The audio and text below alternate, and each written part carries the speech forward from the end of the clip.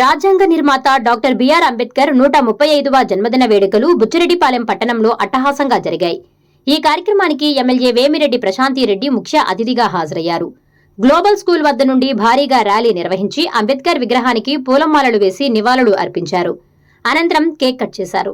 ఈ సందర్భంగా ఆమె మాట్లాడుతూ, ప్రపంచంలోనే అతిపెద్ద రాజ్యాంగాన్ని నిర్మించిన డాక్టర్ బిఆర్ బాబాసాహెబ్ అంబేద్కర్ ఓ దేవుడిని కొనియాడారు.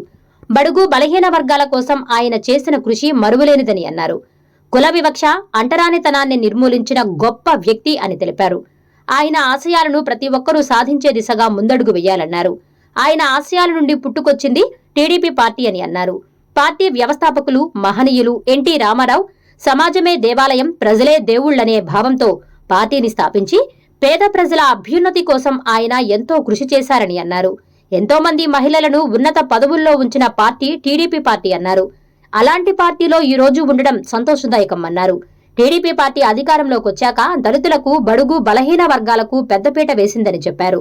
ఈ కార్యక్రమంలో మున్సిపల్ చైర్పర్సన్, వైస్ చైర్మన్లు, కౌన్సిలర్లు, టీడీపీ పార్టీ నాయకులు, కార్యకర్తలు, జనసేన నాయకులు, దళిత నాయకులు, ప్రజలు అధిక సంఖ్యలో పాల్గొన్నారు.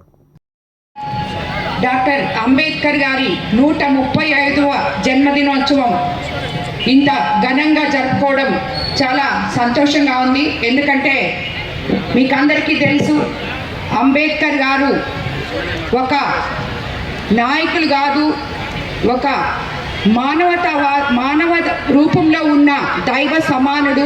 సమానత్వము, అంటరానితనము ఇవన్నీ కూడా నిర్మూలించి సమానత్వాన్ని సమాజంలో చూపించిన ఒక గొప్ప నేత. అలాగే ప్రపంచంలోనే అతిపెద్ద రాజ్యాంగాన్ని, గొప్ప ప్రజాస్వామ్యాన్ని మనకి చూపించిన ఒక దేవుడు.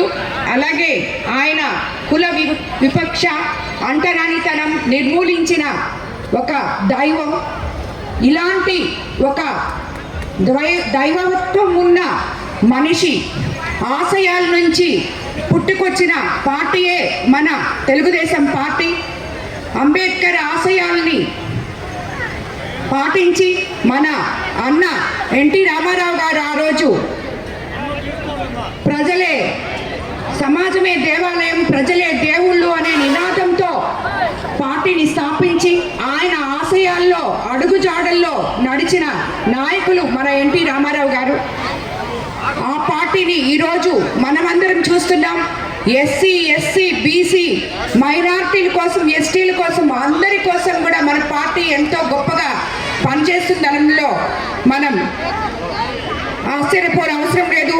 ఎన్టీఆర్ గారు నేషనల్ ఫ్రంట్ చైర్మన్గా ఉన్నప్పుడే అంబేద్కర్ గారికి భారత రత్న అవార్డు కూడా ప్రకటించడం మనకందరికీ తెలిసిందే.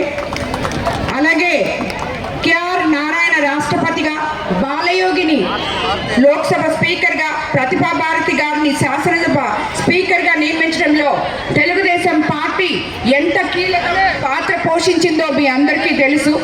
అలాంటి గొప్ప పార్టీలో మనం ఉన్నామంటే ఈరోజు ఆనాటి అంబేద్కర్ గారి ఆశయాలతో ఈ రోజుటి వరకు కూడా దాన్ని మనం ముందుకు తీసుకెళ్తున్నామని మీకు అందరికీ తెలుసు. అదేవిధంగా అంబేద్కర్ గారి ఆశయ సాధనలో భాగంగా మన పార్టీ అధికారంలోకి వచ్చినాక దళిత ఉద్యోగులకు ప్రమోషన్లు, దళిత కాలనీల మౌలిక సౌకర్యాల కల్పన, అలాగే 200 యూనిట్లు వరకు ఉచిత విద్యుత్ లాంటి అనేక చర్యలు చేపట్టింది. రాజ్యాంగ నిర్మాత డాక్టర్ బి అంబేద్కర్ సేవలు అందరికీ గుర్తుండేలాగా తెలుగుదేశం ప్రభుత్వం రాజధాని అమరావతిలో 125 అడుగుల ఎత్తు విగ్రహాన్ని కూడా నిర్మించిందని మీకు అందరికీ తెలుసు. అలాగే ప్రతి ఒక్కరు కూడా ఈరోజు అంబేద్కర్ జయంతి, ఈరోజు అంబేద్కర్కి మాలలేసి నివాళులు అర్పించుకున్నాం అని చెప్పి ఒక్కరోజుతో ఈ అంబేద్కర్ జయంతిని మర్చిపోకూడదు. ఇక్కడ ఎంతోమంది యువతున్నారు.